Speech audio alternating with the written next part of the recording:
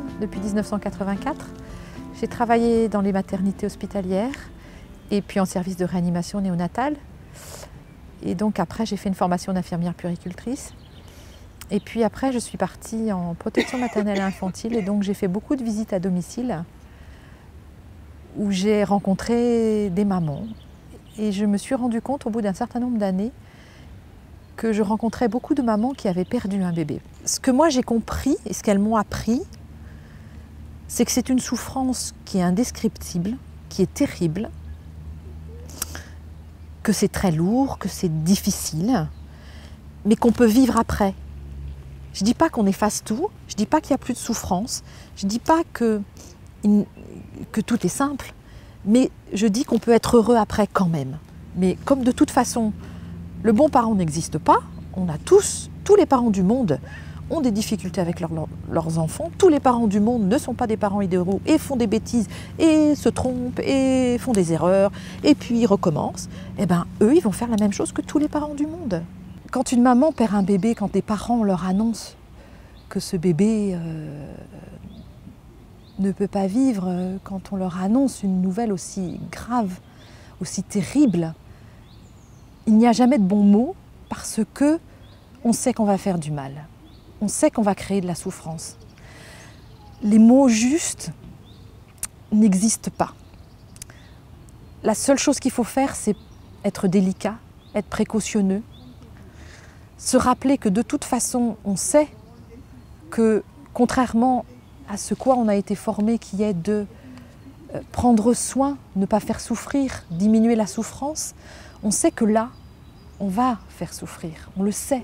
La seule chose qu'on peut faire, c'est être juste là et se dire, et sentir, être dans cette posture d'être humble et de se dire qu'il y a des choses sur lesquelles on est impuissant, on n'a pas pu faire, on n'a pas pu soigner, on n'a pas pu donner la vie contrairement à ce pourquoi on est là. Et accepter que nous-mêmes, ça nous mette dans une difficulté de se dire zut, j'ai raté, ce pourquoi j'étais faite, c'était là pour accompagner la vie, et bien là, non, je suis là pour accompagner cette mort. Et c'est compliqué. Il faut juste accepter que les gens vous demandent des choses et accepter que on ne soit pas toujours préparé à ce que les gens vont vous demander. Et voilà, accepter. Et puis être disponible. Juste être disponible et ouverte.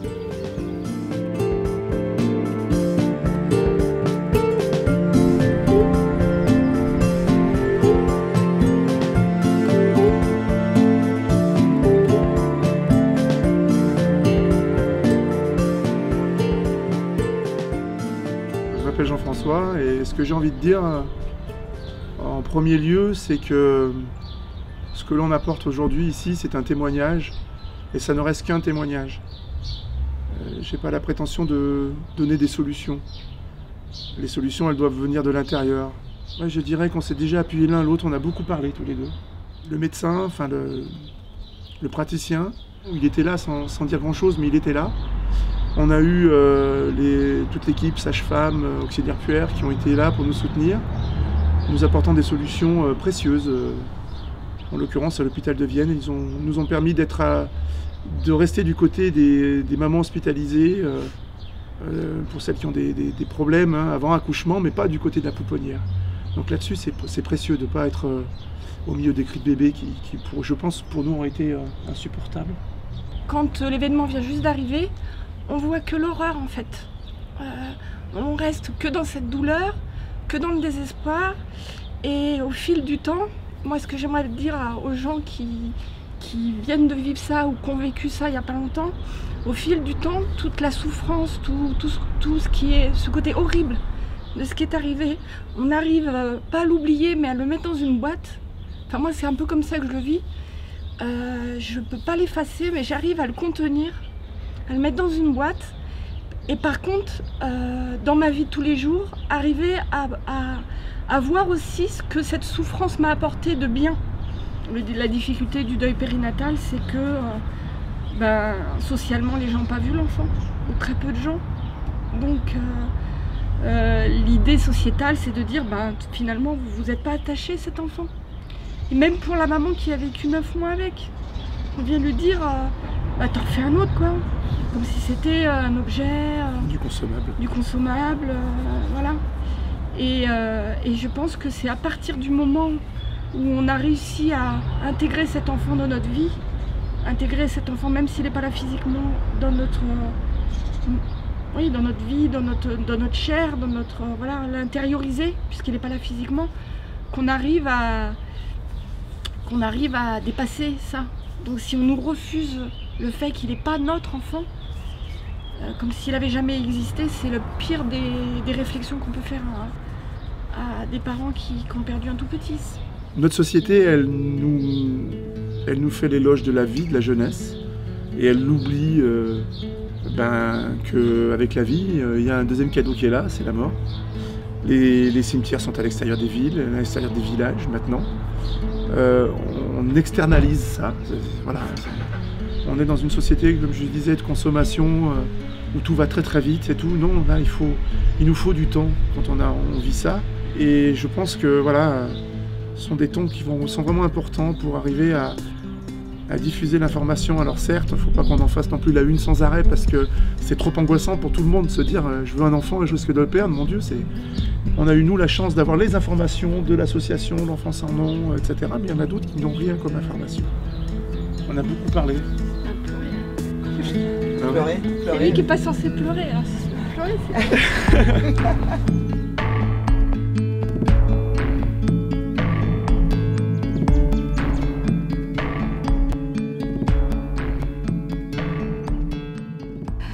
Donc, je suis le docteur Gonneau, je suis pédopsychiatre et puis je travaille en maternité, néonatologie et je fais de l'accompagnement des parents du prénatal au postnatal avec un petit peu la mission particulière d'accompagner tout ce qui tourne autour du deuil périnatal, enfin pas seulement heureusement, mais quand même une grande partie de mon travail.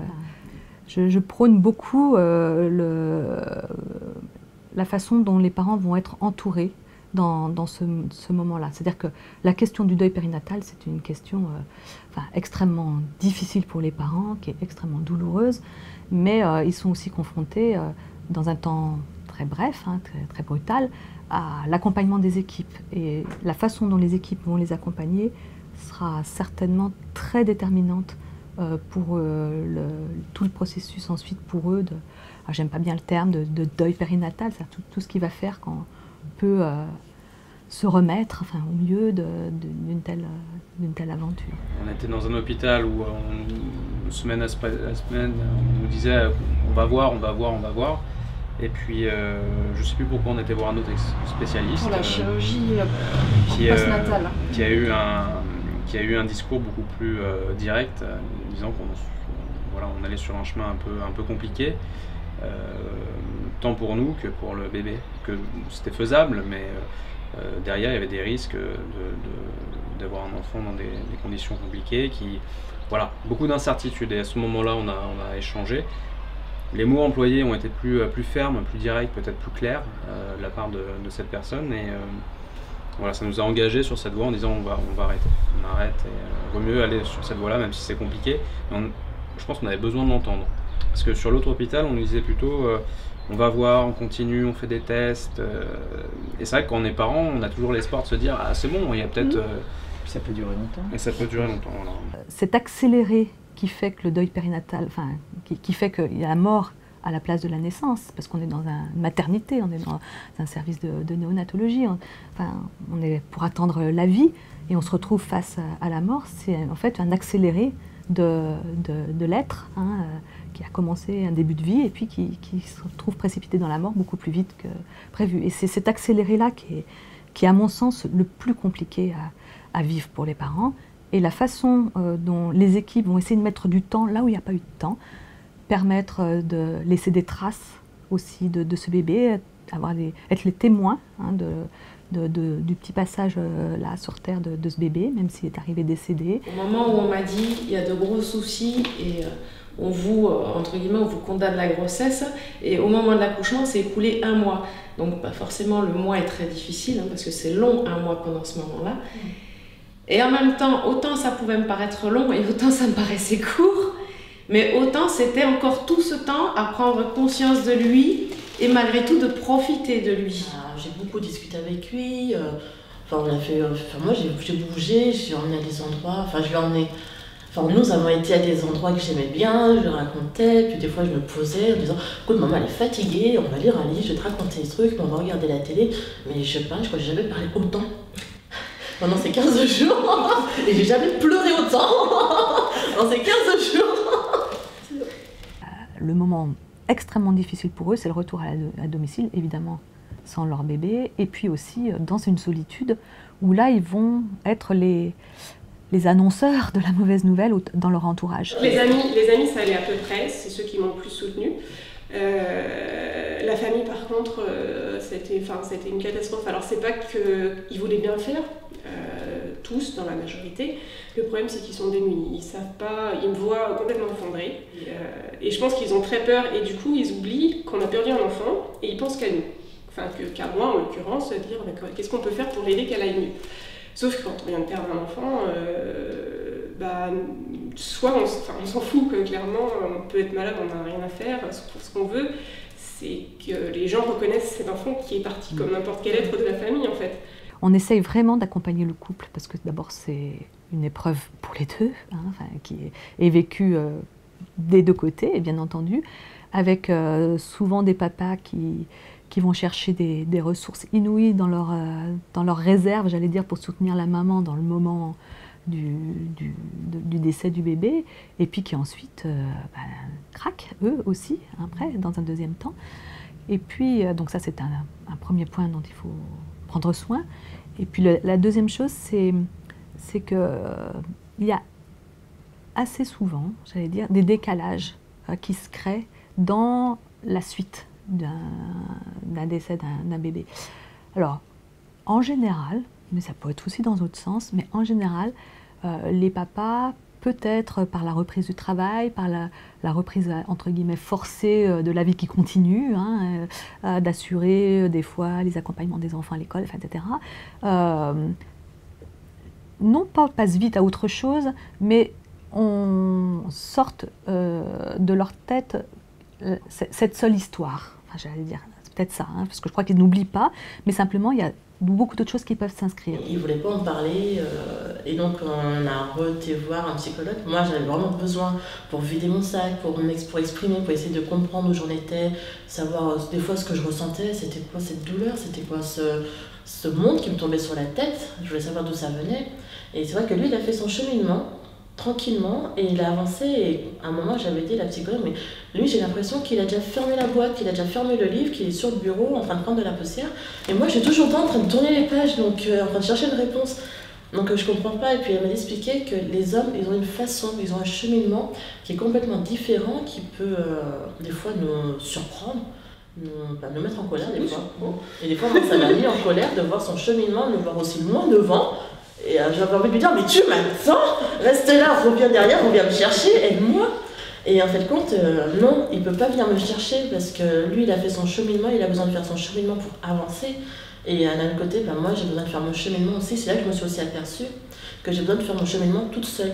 Qu'il ne peut pas être là pour m'aider à avancer. Je dois avancer toute seule. Je dois comprendre, trouver mon fonctionnement, mon cheminement toute seule, quitte à tâtonner, quitte à venir aux réunions de groupe de parole, quitte à aller sur le fameux site de rencontre sociale, quitte à commander un portrait, quitte à prendre des photos, mais c'est mon cheminement. Et c'est vrai que j'ai compris à ce moment-là que malgré qu'on soit un couple, qu'on s'entende très bien, qu'on se soutienne et qu'on s'aime, qu'on est seul quand même. Enfin, pour ma part, c'est difficile d'en parler comme vous en parlez. Moi, ça a été beaucoup plus facile derrière de récupérer. En fait, on va dire, moi j'étais plus là pour l'aider, pour pas la laisser seule quand ça arrivait, mais ouais, c'est vraiment dur à exprimer parce que derrière, on n'a pas le même ressenti que vous, on n'a pas la douleur qui est la même du tout. Et même si c'était dur quand même, mais c'était beaucoup plus facile pour nous que pour la femme qui l'a porté et qui, voilà. Du côté des mamans, c'est souvent beaucoup plus long, où elles ont l'impression que tout tourne autour de l'absence de ce bébé et qu'elles mettent beaucoup de temps à pouvoir réinvestir les choses. Disons que la douleur, elle va changer au fur et à mesure du temps.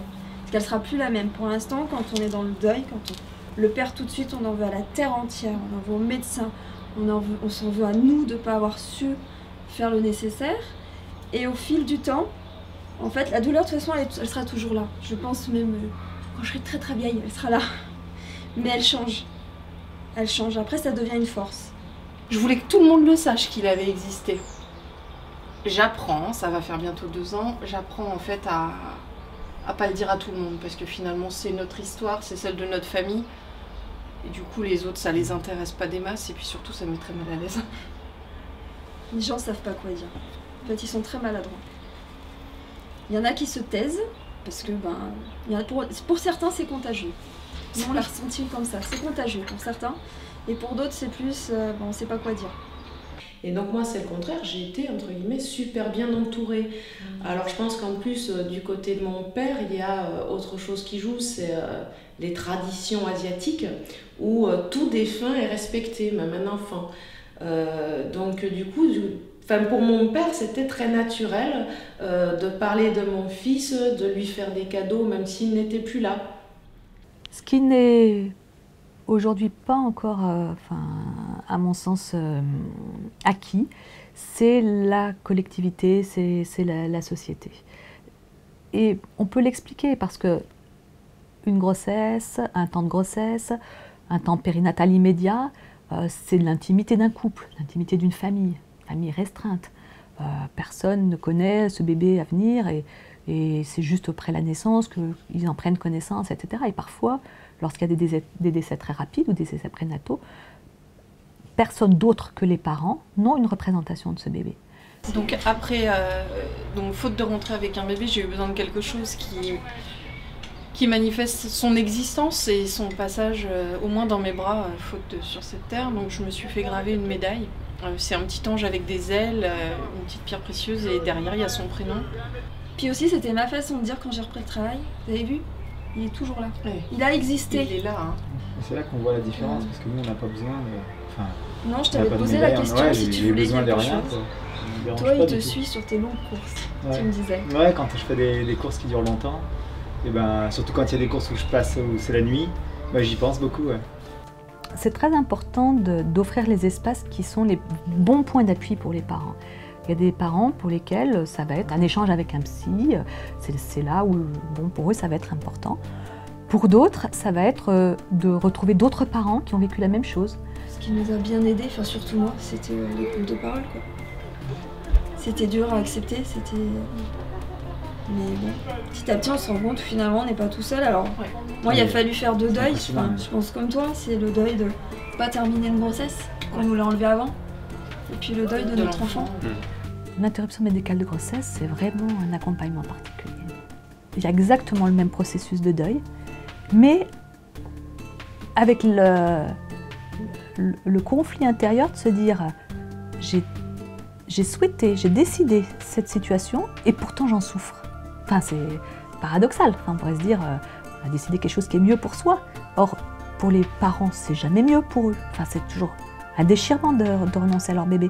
Donc ils se disent oui, en même temps j'ai voulu cette situation, c'est-à-dire j'ai souhaité que la grossesse ne se poursuive pas. Donc je dois me plaindre. Il y a des parents qui m'ont dit est-ce que moi j'ai le droit de pleurer, par exemple. Alors, évidemment que oui. Ils n'ont pas choisi que leur enfant soit atteint de cette maladie, mais c'est simplement que le processus est beaucoup plus tortueux, beaucoup plus long à faire que lorsque vous êtes confronté à ce que vous n'avez pas choisi, que votre bébé décède, ça c'est sûr. C'est un choix pour nous, mais on a eu des vrais obsèques, il a été incinéré, voilà. Ouais, d'accord. Donc vous avez pu mettre aussi... Oui. Complètement. On a fait tout ce qu'on a voulu faire, vraiment tout ce qu'on voulait. Je pense que c'est une étape importante. Oui, c'était important. Ah oui, c'était vraiment important. D'ailleurs, il a fallu que, ce cap-là passe pour que derrière ça aille un peu mieux.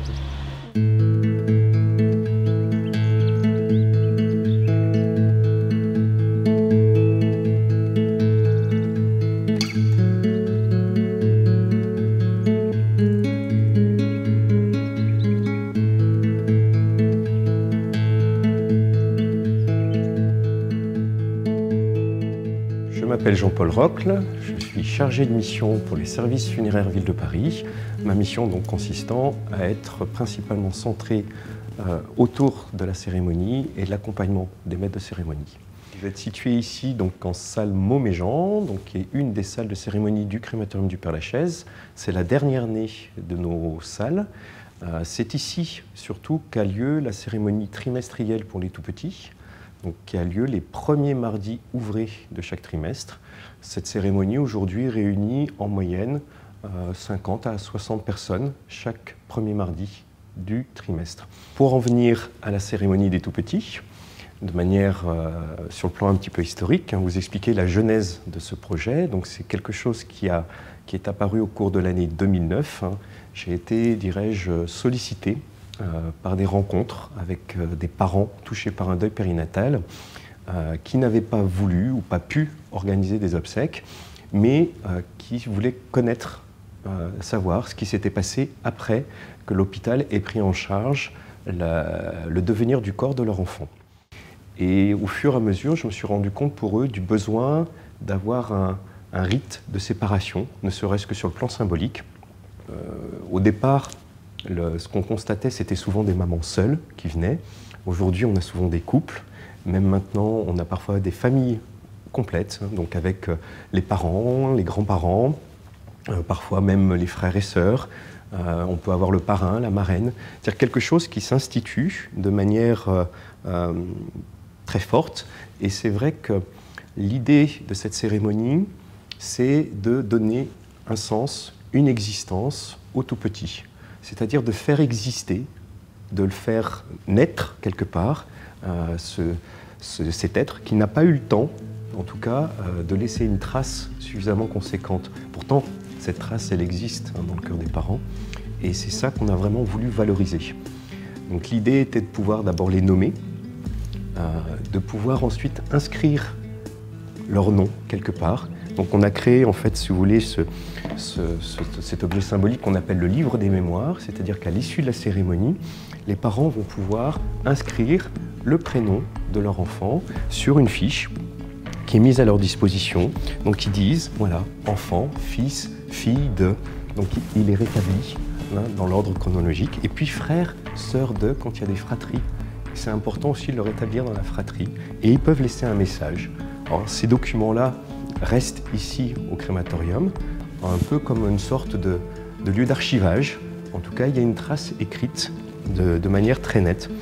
Et également, donc un objet qui pour le coup est fortement symbolique, c'est-à-dire que lorsqu'il y a des crémations de tout petits, il n'y a pas de cendres, mais pour matérialiser de manière très forte, en tout cas ce passage-là, un médaillon en céramique gravé d'une petite main accompagne l'ensemble des crémations du trimestre écoulé.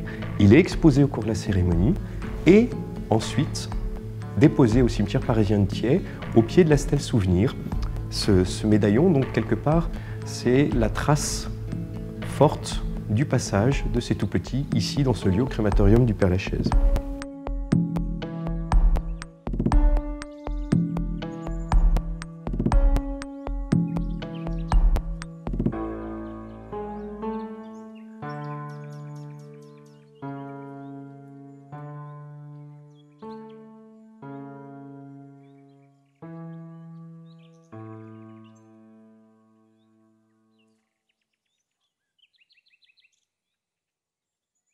Je suis Elisabeth Martineau, coordinatrice de la journée Une fleur, une vie. Ce collectif, donc le collectif Une fleur, une vie, est composé de 4 associations. Agapa, ADEP 56, Naître et vivre et L'enfant son nom, parents endeuillés.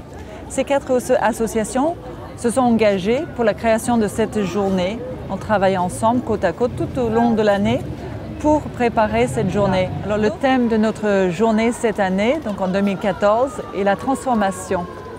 Parce qu'on se rend compte qu'un geste artistique, comme rien que de poser une fleur, il y a quelque chose qui se transforme à l'intérieur. Peut-être ce qui était mort peut toucher un petit peu à la vie. Je ne sais pas comment décrire ça. On s'était dit que l'art serait un moyen d'aider les gens à rentrer, à toucher à leur élan vital.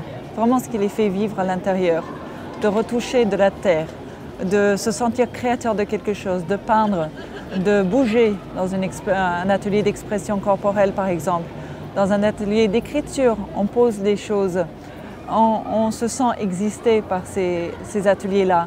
Ce n'est pas juste un loisir, des ateliers comme ça qu'on fait pour faire passer le temps aujourd'hui. C'est vraiment pour qu'à la fin de la journée, la personne parte transformée, différente, en faisant un pas en avant sur leur chemin de deuil. Plusieurs personnes avaient évoqué qu'il est difficile de parler du deuil périnatal en public, dans son entourage, dans la société en général.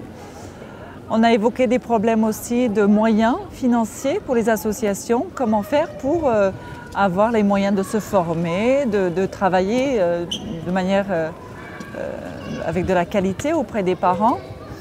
Et puis l'idée était venue, on était un peu dans le mode des flash mobs, on s'était dit, et pourquoi pas faire un bouquet géant où les gens viendraient mettre une fleur en mémoire de leur bébé décédé. Et l'idée a tout de suite plu, mais on n'avait pas les moyens. Peu de temps après, on a trouvé un financement. On a découvert que la Fondation Services Funéraires de Paris proposait des fonds pour monter des projets, pour sensibiliser le public au deuil périnatal. En fait, ils avaient les fonds pour exactement ce qu'on voulait faire. Donc, ils ont bien voulu nous suivre, nous soutenir. Donc, c'est la deuxième fois qu'on fait cette journée qui semble répondre à un besoin, parce que les gens viennent, ils se déplacent. Ce geste de poser un fleur a du sens, parce qu'on va créer un rituel où peut-être il n'y en a pas eu. Peut-être quand on a perdu son bébé assez tôt dans une grossesse, on n'a pas eu à l'époque, comme il est aujourd'hui, on peut avoir des obsèques pour un bébé qui décède in utero assez tôt. Il y a quelques années, ce n'était pas le cas. Et donc, c'est rendre visible une vie que personne n'a vue.